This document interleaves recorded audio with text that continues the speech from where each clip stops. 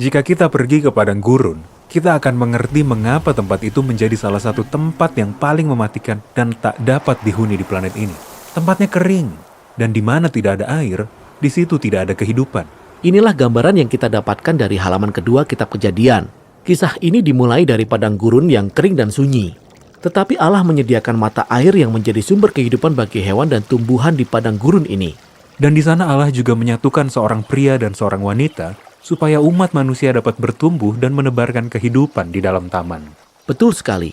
Dan mata air di taman itu mengalir menjadi sungai yang membasahi seluruh bumi dan dapat mencukupi semua orang.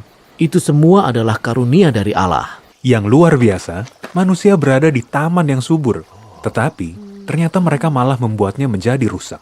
Benar, terlepas dari semua sumber air yang telah Allah sediakan, mereka seperti masih merasakan kekeringan jauh di dalam lubuk hati mereka. Inilah gambaran dari keadaan manusia yang selalu dan semakin haus. Tetapi, semakin haus akan apa?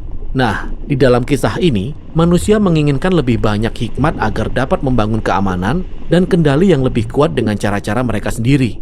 Namun sayangnya, keinginan ini hanya membuat mereka lebih haus dan saling curiga satu sama lain.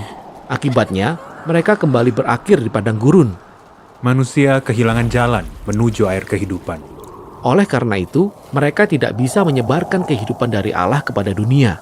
Sehingga, Allah harus menyelamatkan mereka dari padang gurun itu.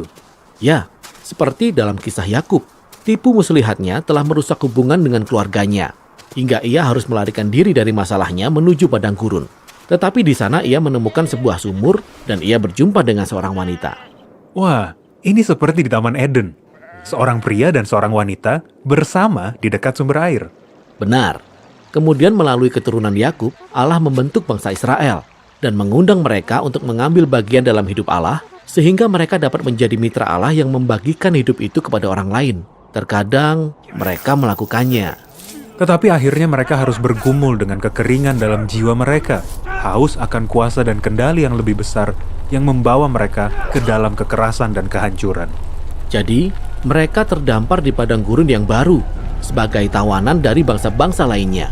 Semua upaya untuk memuaskan rasa haus dengan cara-cara kita sendiri, ini yang akan membunuh kita. Ya, seorang nabi dalam Alkitab, Yeskiel, ia menggambarkan bangsa Israel berada dalam pembuangan sebagai tumpukan tulang-tulang kering yang tersebar di lembah padang gurun. Namun ia berkata, suatu hari nanti Allah akan mencurahkan hadiratnya melalui rohnya untuk membasahi bumi agar tercipta Eden yang baru dengan manusia yang baru. Yang dapat membagikan kehidupan Allah kepada orang lain. Betul sekali. Dari sini, kita dibawa ke dalam kisah Yesus. Benar, ada sebuah kisah tentang Yesus yang pergi ke sebuah sumur yang dulunya dimiliki oleh Yakub. Dan seperti dalam kisah Yakub, Yesus berjumpa dengan seorang wanita. Ia berkata kepada wanita itu bahwa sebanyak apapun ia minum dari sumur itu, ia akan selalu haus lagi. Kemudian, ia menawarkan air yang bisa memuaskan rasa hausnya untuk selama-lamanya. Namun, ia tidak sedang bicara tentang air dari sumur itu. Tidak, yang ia bicarakan adalah hidup dari Allah bagi kita, yang datang melalui Dia untuk memuaskan rasa haus kita yang paling dalam. Itulah sebabnya, mengapa Yesus kemudian berkata, barang siapa haus, baiklah ia datang kepadaku dan minum dari aku. Wah, ini gambaran yang luar biasa. Tetapi ini juga aneh, minum dari seseorang. Benar sekali, kisah ini juga terhubung dengan gambaran aneh lainnya yang kita temukan dalam kisah kematian Yesus di atas kayu salib. Seorang prajurit Romawi menikam lambung Yesus dengan tombak dan darah pun mengalir. Namun air juga mengalir dari tikaman itu.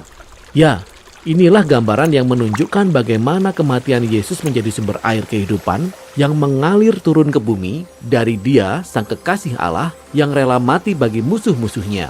Setelah Yesus bangkit dari antara orang mati, kita tahu bahwa Ia mengutus Roh Kudus bagi para pengikutnya. Ya, untuk mengisi hidup mereka dengan hadirat Allah.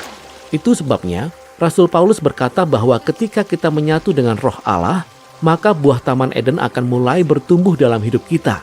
Kasih dan sukacita, kesabaran dan kebaikan, kelembutan dan pengendalian diri. Orang-orang yang seperti ini dapat menciptakan hal-hal indah dalam dunia yang akan membawa kehidupan bagi orang lain. Ya, seperti aliran-aliran kecil dari hidup Allah yang mengalir menjadi satu dan menuntun kita kepada pemandangan yang indah yang dapat kita lihat di halaman terakhir dalam Alkitab. Itulah sungai kehidupan yang baru. Ya, Sungai itu mengalir dari Allah menuju ciptaan yang baru dan membawa kehidupan kemanapun ia pergi.